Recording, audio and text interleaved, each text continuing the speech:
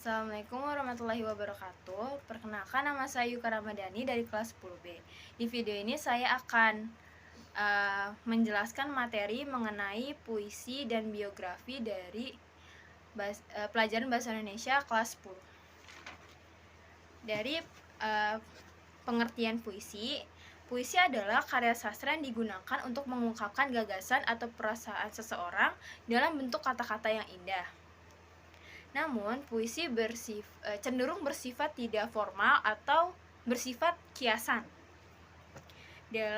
Menurut KBBI, puisi adalah jenis sastra yang terikat oleh irama, rima, serta susunan bait dan larik.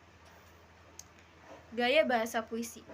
Majas adalah gaya bahasa yang digunakan untuk memunculkan efek tertentu bagi pembacanya. Yang kedua ada pengimajian atau citraan, yaitu kata susunan yang menimbulkan efek khayalan atau imajinasi bagi pembaca.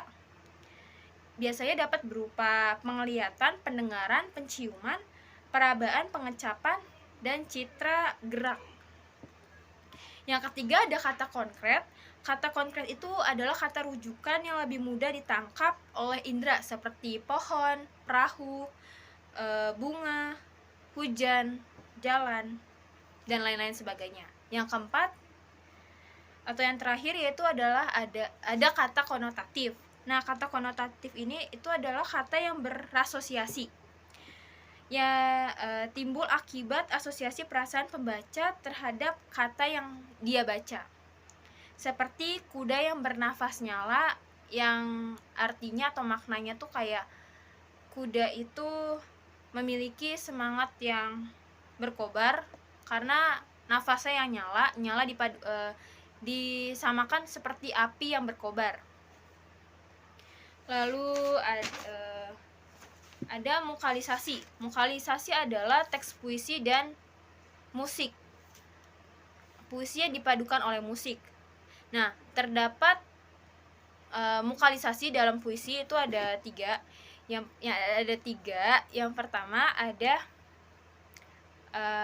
membaca puisi yang dipadukan oleh musik. Yang kedua, puisi dijadikan sebagai lirik atau syair lagu. Yang ketiga, puisi dijadikan sebagai drama mukalisasi puisi.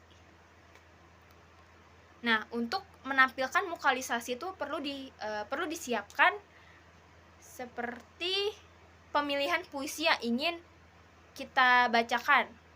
Yang kedua, menentukan alat dan jenis musik yang seirama atau cocok dengan puisi yang ingin kita sampaikan kepada audiens. Lalu yang ketiga, penentu nada dan irama. Yang keempat, berlatihlah sebelum tampil. Nah, gaya yang sering ditampilkan dalam pembacaan puisi itu ada tiga, yaitu pembacaan tekstual yang menggunakan teks. Jadi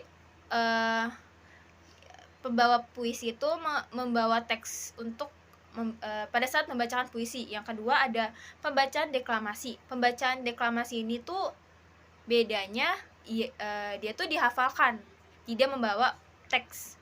Lalu yang ketiga pembacaan teatrikal, yaitu menampilkan ekspresi atau penghayatan maupun penjiwaan yang penuh pada saat membacakan puisi. Lalu materi kedua ada biografi. Nah, biografi ini tuh diambil dari bahasa Yunani, bios yang artinya hidup dan graphein yang artinya tulis. Nah, dalam artinya itu sendiri, biografi adalah sebuah tulisan yang isinya memaparkan tentang kisah kehidupan orang lain yang ditulis oleh orang lain. Namun tidak semua aspek biografi dapat ditulis. Hanya hal-hal tertentu yang menginspirasi, menarik, atau yang dinilai penting itu yang berada pada biografi itu. Lalu ada struktur biografi. Struktur biografi itu ada orientasi, masalah atau peristiwa, atau kejadian penting. Nah, kejadian penting itu biasanya berupa pengalaman masalah, pemecah masalah, karir, peristiwa menyenangkan, pencapaian cita-cita, serta kesuksesan. Lalu yang terakhir itu adalah reorientasi, itu kayak kesimpulan atau penutup biasanya tuh opini orang lain terhadap beliau, terhadap orang yang dijadikan biografi. Untuk unsur kebahasaan biografi itu yang pertama ada kata ganti atau pronomina. Yang kedua ada kata kerja material yang artinya aktivitas yang sedang dilakukan oleh subjek. Seperti Kai Hajar Dewantara menentukan komite Bumi Putra.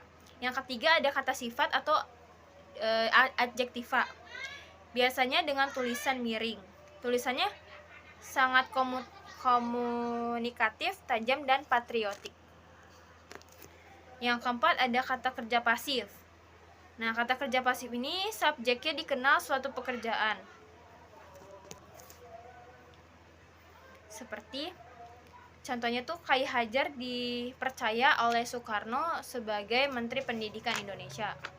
Lalu yang terakhir ada kata kerja aktivitas mental, yaitu kata kerja yang menggunakan respon atau reaksi individu seperti sikap, kondisi, dan pengalaman. Ada satu lagi. Yang terakhir adalah kata-kata penanda urutan waktu. Nah, itu ada kata hubung, konjungsi, kata depan atau preposisi, kata benda atau nomina. Nah, tujuan dari teks biografi itu adalah untuk memotivasi serta tantangan hidup orang tersebut kepada pembaca. Sekian video dari saya, kurang lebihnya mohon maaf. Wassalamualaikum warahmatullahi wabarakatuh.